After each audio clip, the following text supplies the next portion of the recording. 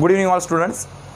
जसे आपण काल बघितलं होतं मायक्रोस्पोरोजेनेसिस आणि megasporogenesis. That is microsporogenesis is the formation of the microspore and megasporogenesis that we said that is called as the megasporogenesis that we call the megasporogenesis, that is the formation of the megaspore. So मायक्रोस्पोरोजेनेसिस म्हणजे microspore तयार झाले आणि megasporogenesis म्हणजे megaspore तयार झाले. मग microspore कुठं तयार झाले? अँथरमध्ये, जे कुणामध्ये असतं? मेलमध्ये. आणि मेगास्पोरोजेनेसिस कुणामध्ये झालं? ॲनाट्रोपस ओयुलमध्ये, जे म्हणजेच काय? फिमेल आहे. मग आता या ॲनाट्रोपस ओयुलमध्ये त्या ठिकाणी आपण बघितली होती एम्ब्रियो सॅक, आणि ही एम्ब्रियो सॅक या पद्धतीची होती. That is the embryo sac. Okay, these are the antipodals. Okay, हे आहेत antipodal cell. Antipodal cell. Okay, antipodal cell. आणि तुम्हाला चांगलं माहिती आहे अँटीपोडल सेल कुठं होत्या? शलायझल एंडला, बरोबर आहे. आणि एकदम मधोमध जे होती ना सेल, जिच्यामध्ये दोन न्यूक्लियस होते, म्हणजे सेल एकच आहे पण याच्यामध्ये न्यूक्लियस किती आहेत रे? दोन आहेत. Okay, and that's why it is called as the MMC, that is called as the megaspore mother cell. आपण याला काय म्हणतो? Megaspore mother cell. आणि खाली जी सेल आहे ना, या तीन सेल या ठिकाणी होत्या. ह्या तीन सेलपैकी या खालच्या ज्या दोन सेल्स आहेत ना, यांना आपण बोलतो सिनर्जिड्स. ओके, सिनर्जिड्स आर दियर. ओके, आणि ही जी होती ना, या सेलला बोलतो आपण एग सेल. कोणती सेल आहे ही? एक सेल. आणि एक सेललाच आपण बोलतो ओस्पियर. आणि या ओस्पियरचं फर्टिलायझेशन झालं. अर्थातच fusion of male gamete and female gamete. आता तुम्हाला माहिती आहे मेल गॅमेट कोणतं? मायक्रोस्पोर, म्हणजेच काय? Pollen grain. आणि फिमेल गॅमेट कोणतं? मेगास्पोर. ओके, या दोघांचं जेव्हा फ्युजन होणार, मग या दोघांचं फ्युजन झाल्याच्या नंतर या ठिकाणी जे काही एम्ब्रिओ तयार होणार आहे त्याला आपण म्हणतो फर्टिलायझेशन. ओके, सो नाऊ, आणि ही तुमची pollen tube. Suppose that is the pollen grain. हा एक पोलन ग्रेन आहे. ह्या पोलन ग्रेनला एकच सपोज दॅट मी जम्पोर काढतोय. अर्थातच हा जम्पोर एकच असल्यामुळं हा मोनोकॉटिलिडॉनचा असणार आहे. ओके, आणि या पोलन ट्यूबमध्ये त्या ठिकाणी दोन सेल आहेत. एकाचं नाव आहे जनरेटिव्ह सेल, एकाचं नाव आहे व्हिजिटेटिव्ह सेल. ओके, एकाचं नाव काय? जनरेटिव्ह सेल आणि एकाचं नाव काय? Vegetative cell. आता व्यवस्थित पद्धतीने लक्ष द्या. या ठिकाणी ह्या दोन सिनर्जिड्स आहेत. ही एग सेल आहे, ही MMC आहे, मेगास्पोर मदर सेल. ह्या अँटीपोडल सेल आहेत. अँटीपोडल सेल ज्या आहेत ना, या अँटीपोडल सेल चलायझल एंडला असतात. आणि या ज्या सिनर्जिड्स आणि एक सेल आहेत ना, ह्या मायक्रोपायलर एंडला असतात. आता ही जी पोलन ट्यूब आहे, ही पोलन ट्यूब त्या ठिकाणी या मायक्रोपायलर एंडमध्ये त्या ठिकाणी आत जाते. ही पोलन ट्यूब मायक्रोपायलर एंड, कुणाचा मायक्रोपायलर एंड? फिमेल ॲनाट्रोपस ओयुलचा. फिमेल ॲनाट्रोपस ओयुलच्या मायक्रोपायलर एंडमध्ये जेव्हा ही पोलन ट्यूब जाते तेव्हा या दोन सेलपैकी, या दोन सेल कोणत्या होत्या? एकीचं नाव काय? जनरेटिव्ह सेल आणि दुसरीचं नाव काय? Vegetative cell. लक्षात येते? मग या दोन सेलपैकी एक जी सेल आहे, आता या सेल कशा आहेत? ही हॅप्लॉइड आहे म्हणजे N आहे, ही हॅप्लॉइड आहे म्हणजे N आहे. हॅप्लॉइड म्हणजे काय? N means haploid, 2N means diploid and 3N means triploid. बरोबर आहे की नाही? मग या ठिकाणी ही जी एक सेल आहे, ही एक सेल पण हॅप्लॉइड आहे, पण ही MMC म्हणजे मेगास्पोर मदर सेल, या ठिकाणी हिच्यामध्ये दोन न्यूक्लियस ऑलरेडी आहेत. आणि MMC मध्ये दोन न्यूक्लियस ऑलरेडी असल्यामुळं या ठिकाणी हिचं मात्र गॅमेटोफाईट हे डिप्लॉइड असणार. Diploid Mane 2N. मग आता होतं काय? ह्या दोन सेल तात गेल्या. कशामध्ये गेल्या? मायक्रोपायलर एंडला. बरोबर आहे? मायक्रोपायलर एंडला अगोदर त्यांना काय दिसलं? सिनर्जिड. आणि इथं दिसली त्यांना एग सेल. आता ही एक सेल कशी आहे? हॅप्लॉइड. हे N आणि ही N प्लस या ठिकाणी तयार होणार 2N. म्हणजे या एग सेलचं आणि या दोन्हीपैकी एका सेलचं फर्टिलायझेशन होणार. मग ही N आणि ही N is equal to 2N, that is called as the diploid cell तयार झाली. डिप्लॉइड झायगोट तयार झाला आहे. आणि या डिप्लॉइड झायगोट कोणाचा आहे? एक्झॅक्टली प्लांट सेलचा आहे. मग या ठिकाणी ही डिप्लॉइड सेल तयार झाली आणि या दोन्ही सेलपैकी जी एक सेल इथं फ्यूज झाली, एक राहिली, आणि ते राहिलेली एक सेल हिच्यासोबत फ्यूज झाली. मग हे 2N प्लस हे N, या ठिकाणी काय तयार झालं? 3N. आणि 3N तयार झालेली ही जी MMC आहे, ऑलरेडी एमएमसी कशी होती, दॅट इज डिप्लॉइड. परंतु डिप्लॉइड असणाऱ्या या एमएमसी सोबत पोलन ट्यूबमध्ये असणारी एक सेलचं त्या ठिकाणी फर्टिलायझेशन झाल्याच्या नंतर आता ही एमएमसी 3N झाली आणि 3N झालेल्या या एमएमसीला बोलल्या जातं एंडोस्पर्म. लक्षात घ्या, एंडोस्पर्म. काय म्हणायचं, एंडोस्पर्म. आणि एंडोस्पर्मचं काम काय असतं, तर सीडला नरिशमेंट देण्याचं काम असतं. आणि या डेव्हलपिंग एम्ब्रिओ, हा डेव्हलपिंग एम्ब्रिओ कसा तयार झाला, जेव्हा या पोलन ट्यूबमध्ये असणाऱ्या 2 सेलपैकी एक सेल या एक सेल सोबत अर्थातच ऊस पेअर सोबत जेव्हा तिचं फर्टिलायझेशन झालं त्यावेळेस या ठिकाणी जी डिप्लॉइड सेल तयार झाली, या डिप्लॉइड सेलला आता बोलायचं ऊस स्पोअर. अगोदर ती काय होती, ऊस पेअर. ऊस पेअर कशी आहे, हॅप्लॉइड. परंतु ऊस पेअर, हॅप्लॉइड आणि ही एक सेल N+N या ठिकाणी काय तयार झालं, 2N. मग आता मला तुम्ही सांगा या ठिकाणी किती फर्टिलायझेशन झाले, 2 फर्टिलायझेशन झाले. 2 फर्टिलायझेशन कुठं, एका सेलचं इथं आणि या सेलचं इथं, या सेलचं इथं फर्टिलायझेशन झालं, तयार काय झालं, डिप्लॉइड झायगोट. आणि या सेलचं इथं फर्टिलायझेशन झालं, हे ऑलरेडी 2N+N या ठिकाणी काय तयार झालं, 3N. म्हणजे अर्थातच या ठिकाणी डबल फर्टिलायझेशन झालं. आणि डबल फर्टिलायझेशन झालं आणि हे डबल फर्टिलायझेशन फक्त आणि फक्त अँजिओस्पर्ममध्येच होत असतं. तुम्हाला चांगल्या पद्धतीत माहिती आहे की प्लांट कॅटेगरी पाडत असताना आपण त्या ठिकाणी अँजिओस्पर्म, जिम्नोस्पर्म, क्रिप्टोगॅमी, फॅनेरोगॅमी अशा पद्धतीने वेगवेगळ्या कॅटेगरीमध्ये आपण या पृथ्वीवर अर्थातच अर्थवर असणाऱ्या वेगवेगळ्या प्लांटचं क्लासिफिकेशन या ठिकाणी अंडरस्टँडिंगसाठी करत असतो. आणि अंडरस्टँडिंगसाठी एक क्लासिफिकेशन करत असताना त्या ठिकाणी आपण म्हणतो अँजिओस्पर्म. आणि डबल फर्टिलायझेशन ही प्रोसेस फक्त आणि फक्त त्या ठिकाणी अँजिओस्पर्ममध्येच होते. बाकी कुठल्याही प्लांटमध्ये त्या ठिकाणी डबल फर्टिलायझेशन नावाचा फिनॉमिनॉन आपल्याला आढळून येत नाही. मग डबल फर्टिलायझेशन म्हणजेच काय, the fusion of 1 mail gamete with एक sale to form the diploid zygote and other male gamete with the MMC to form the triploid endosperm is called as the double fertilization. या ठिकाणी मी double fertilisation चे definition तुम्हाला लिहून देतो. The fusion of one male gamete with egg cell to form diploid zygote and other male gamete with diploid MMC that is called as the megaspore mother cell to form triploid endosperm. Triploid endosperm is called as double fertilization. You know very well that fertilization. Okay, double fertilisation. आणि double fertilisation नावाची process ही फक्त आणि फक्त कुणामध्ये होते, निश्चितपणे फक्त angiosperm मध्ये होते. बाळांनो, अँजिओन या शब्दाचा ग्रीक मिनिंग आहे, ग्रीकमध्ये फुलाला म्हणजे फ्लावर्सला अँजिओन असं म्हटलं जातं. अँजिओन हा एक ग्रीक वर्ड आहे ज्याचा मिनिंग होतो फ्लावर. ओके, आणि ज्या प्लांट्सला फ्लावर येतात त्यांनाच आपण काय म्हणतो असतो, अँजिओस्पर्म. आणि निश्चितपणे आपल्याला या ठिकाणी सांगता येईल की अँजिओस्पर्म म्हणजे फक्त आणि फक्त फ्लावरिंग प्लांटमध्ये त्या ठिकाणी आपल्याला डबल फर्टिलायझेशन नावाची प्रोसेस त्या ठिकाणी पाहायला मिळते. बाकी अदर प्लांटमध्ये आपल्याला डबल फर्टिलायझेशन नावाची प्रोसेस बघायला भेटत नाही. मग डबल फर्टिलायझेशन म्हणजे काय होतं, एका मेल गॅमेटचं फ्युजन एक सेल सोबत to form the diploid zygote and other male गॅमेटचं फ्युजन त्या ठिकाणी MMC सोबत. MMC ऑलरेडी कशी होती, diploid. 2N+N 3N that is the triploid endosperm. आणि या एंडोस्पर्मचं काय काम असतं, त्या सीडला त्या ठिकाणी नरिशमेंट देण्याचं काम कुणाचं असतं, तर त्या ठिकाणी त्या एंडोस्पर्मचं असतं. अर्थातच या सिनर्जिडचं काम काय आहे, ही जी एग सेल आहे या ठिकाणी एग सेल फर्टिलायझेशन झाल्याच्या नंतर कशी झाली, अर्थातच डिप्लॉइड झाली. आणि या डिप्लॉइड झालेल्या एग सेलला नरिशमेंट देण्याचं काम या ठिकाणी कुणाचं आहे, तर हे आहे या सिनर्जिडचं. निश्चितपणे जेव्हा या एग सेलचं, आता मी हिला एग सेल म्हणणार नाही किंवा ऊसपेर म्हणणार नाही, आता फर्टिलायझेशन झालेलं आहे म्हणून हिला मी म्हणणार ऊसपोअर.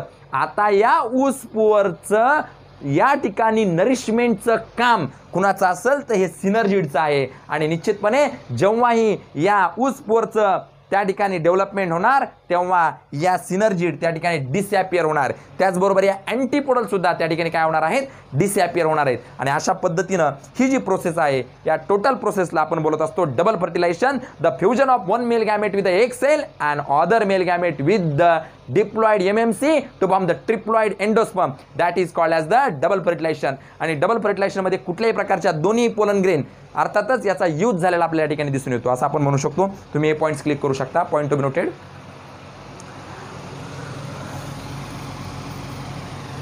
तर जसंही तुम्हाला मी सांगतो की प्लांटमध्ये अर्थातच प्लांटच्या फ्लावरमध्ये सेक्स्युअल रिप्रोडक्शनचं एंड प्रोडक्ट काय आहे, तर प्लांटमध्ये असणाऱ्या या सेक्स्युअल रिप्रोडक्शनचा एंड प्रोडक्ट आहे त्या ठिकाणी सीड अँड फ्रुट्स. काय आहे, सीड अँड फ्रूट. जे आपण फ्रुट्स खातो हे सीड आणि फ्रुट्स त्या ठिकाणी सेक्स्युअल रिप्रोडक्शनचे काय तर एंड प्रोडक्ट आहेत. मग सेक्स्युअल रिप्रोडक्शनसाठी काय गरजेचं आहे, फर्टिलायझेशन गरजेचं आहे. फर्टिलायझेशन म्हणजेच काय, त्या ठिकाणी fusion of male gamete and female gamete, that is called as the fertilisation. मग फर्टिलायझेशनसाठी प्लांटमध्ये त्या ठिकाणी अजून काय गरजेचं असेल, निश्चितपणे तर गरजेचं आहे पॉलिनेशन. काय गरजेचं आहे, पॉलिनेशन. आणि पॉलिनेशन म्हणजेच काय, transfer of pollen grain from anther to the stigma of the flower is called as the pollination. मी परत एकदा सांगतो, transfer of pollen grain from anther to the stigma of the flower is called as pollination. So that is what is pollination, transfer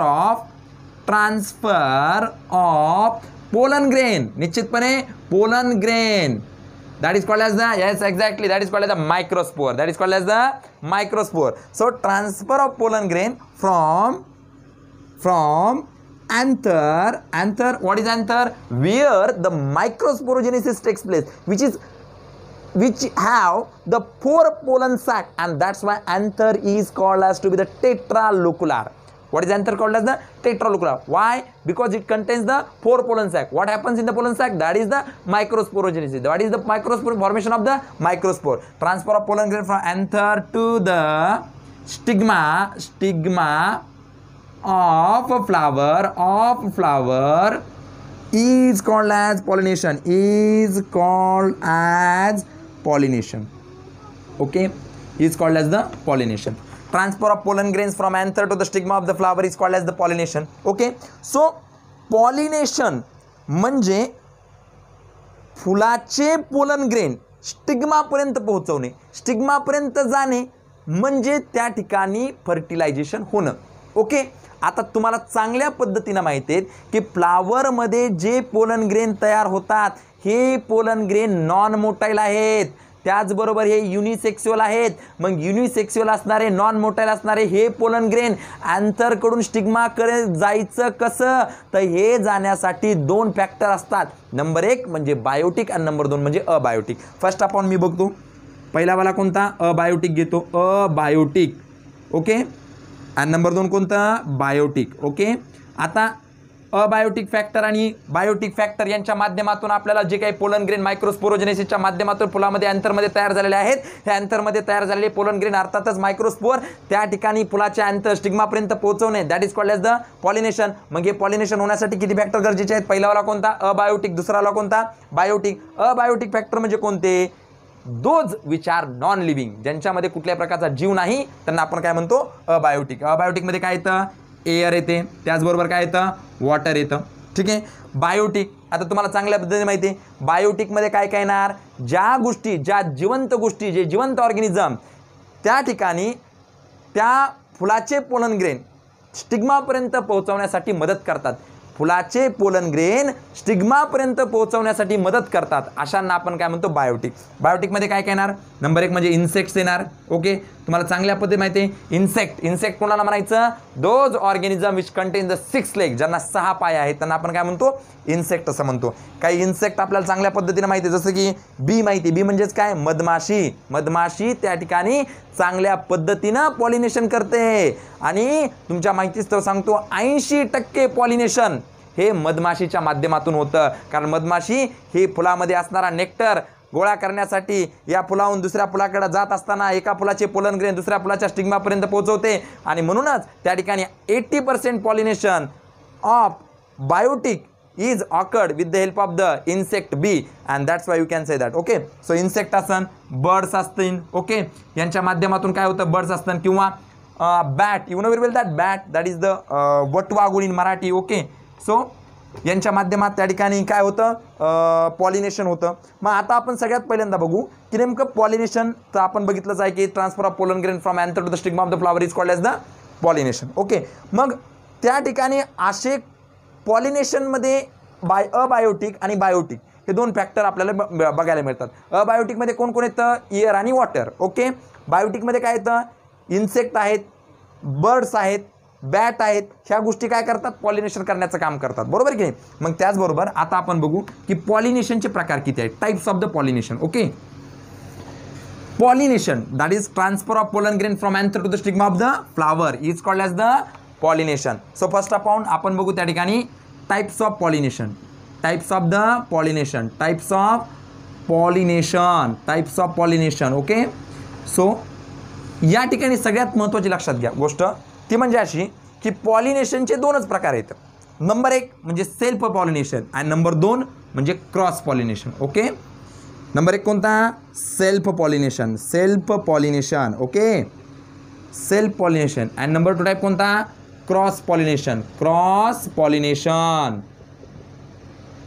आता नावच याचं self, आपण selfie घेतो, selfie घेत असताना ज्याची त्याची सेल्फी घेतो. अर्थातच जर एखादं फूल आहे, एखादं फ्लावर आहे, बरं त्याआधी मला एक सांगा, ह्युमन बिंग युनिसेक्स्युअल आहेत का बायसेक्स्युअल आहेत?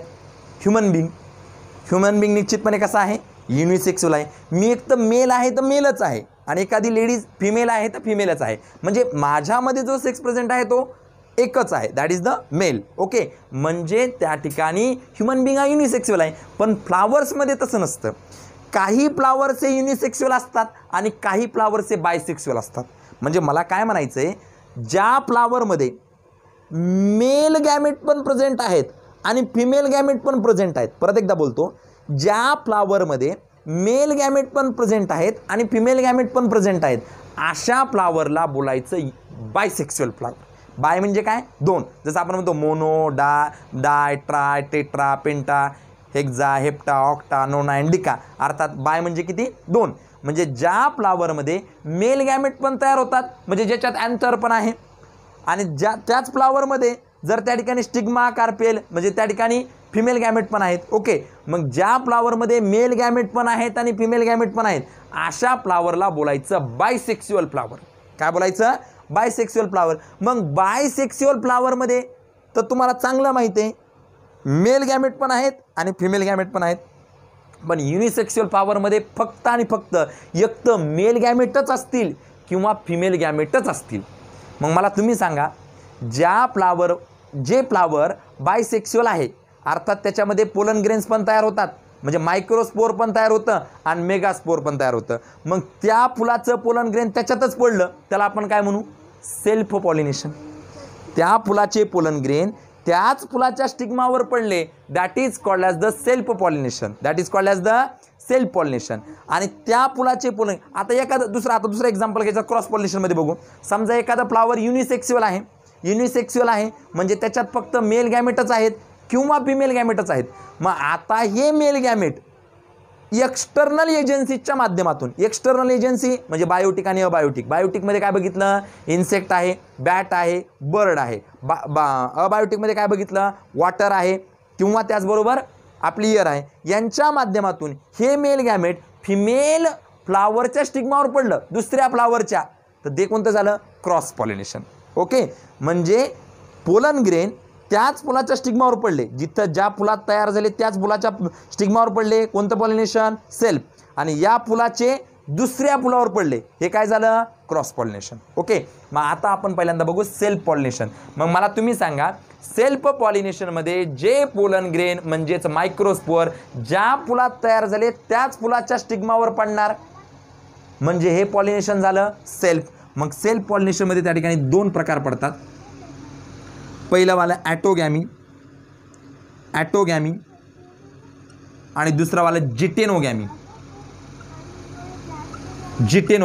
ओके, सेल्फ पॉलिनेशनमध्ये प्रकार किती पडले? 2. पहिल्यावाला कोणता? ॲटोगॅमी आणि दुसऱ्याला कोणता? जिटेनोगॅमी. ओके, मग व्हॉट इज ॲटोगॅमी? ॲटोगॅमी म्हणजे काय? Transfer of pollen grain from anther to the stigma of the same flower. त्याच फुलाचे पोलन ग्रेन त्याच्यातच पडणं याला आपण म्हणतो ॲटोगॅमी. लिहून देतो इथं मी. Transfer of pollen grain, transfer of pollen grain from anther to the stigma of same flower. लक्षात घ्या, सेम फ्लावर हा शब्द खूप महत्त्वाचा आहे. Same flower is called autogamy. Autogamy लक्षात घ्या, ॲटोगॅमी. गॅमी म्हणजे, गॅमी हा जो वर्ड आहे ना, हा एक ग्रीक वर्ड आहे. गॅमी म्हणजे मॅरिज. मॅरिज म्हणजे काय? लग्न, थोडक्यामध्ये आपल्या भाषेमध्ये सांगायचं झालं तर या ठिकाणी transfer of pollen grain from anther to the stigma of the same flower. त्याच फुलाचे पोलन ग्रेन त्याच फुलाच्या स्टिग्मावर पडले त्याला आपण बोलायचं ॲटोगॅमी. काय बोलायचं त्याला आपण? ॲटोगॅमी. काय बोलायचं त्याला आपण? ॲटोगॅमी. मग तुम्हाला प्रश्न पडला असेल, सर सेल्फ पॉलिनेशनची डेफिनेशन पण हीच आहे ना, मग सेल्फ पॉलिनेशनमध्ये ॲटोगॅमीची डेफिनेशन तुम्ही दिली, मग जिटोगॅमी म्हणजे काय असेल? जिटोनोगॅमी म्हणजे काय असेल? निश्चितपणे जिटोनोगॅमीचा मिनिंग थोडक्यात लक्षात घ्या. ग्रीक भाषेमध्ये जिटॉन या शब्दाचा अर्थ होतो शेजारी. आपल्याला पण आपल्या घराच्या आजूबाजूला शेजारी असतात जे आपल्यावर खूप प्रेम करत असतात, बरोबर की नाही? मग अशा पद्धतीनं जिटॉन म्हणजे नेबर म्हणजे शेजारी, हा एक ग्रीक वर्ड आहे, बरोबर की नाही? आणि आता इथं काय डेफिनेशन होते बघा, लक्षात घ्या. याची ही डेफिनेशन याची सांगतो. आता बघा, थोडा बदल करतो मी याच्यामध्ये. Transfer of pollen grain from anther to the stigma of another flower, stigma of another flower produced on same plant is called as the जिटेनोगामी. बघा लक्षात घ्या, जर त्याच फुलाचे पोलन ग्रेन त्याच्यातच पडले तर ते झालं ॲटोगॅमी, आणि त्या फुलाचे पोलन ग्रेन त्या झाडावर असणाऱ्या दुसऱ्या फुलाच्या स्टिग्मावर पडले ते झालं जिटोनोगॅमी. कारण ते शेजारीत ना, तुम्हाला चांगल्या पद्धतीत माहिती आहे की एका झाडाला अनेक फुलं येऊ शकतात. मग एका झाडाला अनेक फुलं आले, मग एका झाडाच्या त्या फुलाच्या पोलन ग्रेन जर त्याच झाडाच्यावर असणाऱ्या दुसऱ्या फुलाच्या स्टिग्मावर पडलं ते झालं जिटोनोगॅमी. कारण हे दोन्ही फुलं त्या ठिकाणी एकमेकांचे शेजारी होते आणि शेजाऱ्याला आपण नेबर म्हणतो आणि नेबरला ग्रीक भाषेमध्ये जिटॉन म्हणतात आणि म्हणूनच या ठिकाणी याला आपण म्हणतो जिटोनोगॅमी, बरोबर की नाही? आता ही झाली तुमची सेल्फ पॉलिनेशनची प्रोसेस, बरोबर आहे. आता बघू आपण क्रॉस पॉलिनेशन. काय बघायचं आपल्याला आता? Cross pollination. आता मात्र क्रॉस पॉलिनेशनमध्ये त्या ठिकाणी सेम स्पेसिस नसणार. काय नसणार? Same species. म्हणजे the transfer of pollen grain from anther to the stigma of another plant having another species. Cross आहे ना ते, क्रॉस पॉलिनेशन. जसं की ॲनिमल हजबंडरी नावाचा टॉपिक शिकत असताना तुम्हाला चांगल्या पद्धतीत माहिती आहे, घोडा ज्याला आपण हॉर्स म्हणतो, बरोबर की नाही, आणि गाढव ज्याला आपण डॉंकी म्हणतो. आता घोडा आणि गाढव ह्या दोन्ही स्पेसिस कशा आहेत रे? वेगळ्या आहेत. कशा आहेत? वेगळ्या. Donkey and horse these are two different species. Okay, आणि हॉर्स अँड डॉंकी यांचे जेव्हा गॅमेट आयसोलेट करून यांचं फ्युजन केलं जातं तेव्हा या दोघांच्या फ्युजनमध्ये जे आपण तिसरी स्पेसिस तयार करतो त्या तिसऱ्या स्पेसिसचं नाव आहे म्यूल. म्हणजे अर्थातच या ठिकाणी क्रॉसमध्ये डिफरंट स्पेसिस आपल्याला त्या ठिकाणी बघायच्या आहेत, किंवा क्रॉस पॉलिनेशनमध्ये दोन्हीही प्लांटच्या स्पेसिस कशा असतात? डिफरंट असतात असं म्हणायला हरकत नाही. सो मी या ठिकाणी काय सांगतोय? The transfer of the pollen grain from anther to the stigma of the different flower of the different species is called as the cross pollination. आणि या क्रॉस पॉलिनेशनमध्ये त्या ठिकाणी आपल्याला वेगवेगळ्या प्रकारचे एक्सटर्नल एजन्सीज लागतात आणि या एक्सटर्नल एजन्सीबद्दल आपण ऑलरेडी चर्चा केलेली आहे. एक्सटर्नल एजन्सीमध्ये काय येतं? बायोटिक आणि अबायोटिक. बायोटिकमध्ये काय येणार? बायोटिकमध्ये येणार इन्सेक्ट येणार. बायोटिकमध्ये काय येणार? बर्ड्स येणार. बायोटिकमध्ये काय येणार? बॅट येणार. अबायोटिकमध्ये काय येणार? वॉटर येणार. अबायोटिकमध्ये काय येणार? एअर येणार. अशा पद्धतीनं ह्या सगळ्या एक्सटर्नल एजन्सीजचा वापर करून त्या ठिकाणी क्रॉस पॉलिनेशन होत असतं. मग या क्रॉस पॉलिनेशनमध्ये असणारे दोन प्रकार, दोन फॅक्टर, बायोटिक आणि अबायोटिक, यांच्याविषयी आपण बघू नेक्स्ट लेक्चरमध्ये. ठीक आहे, थँक्यू.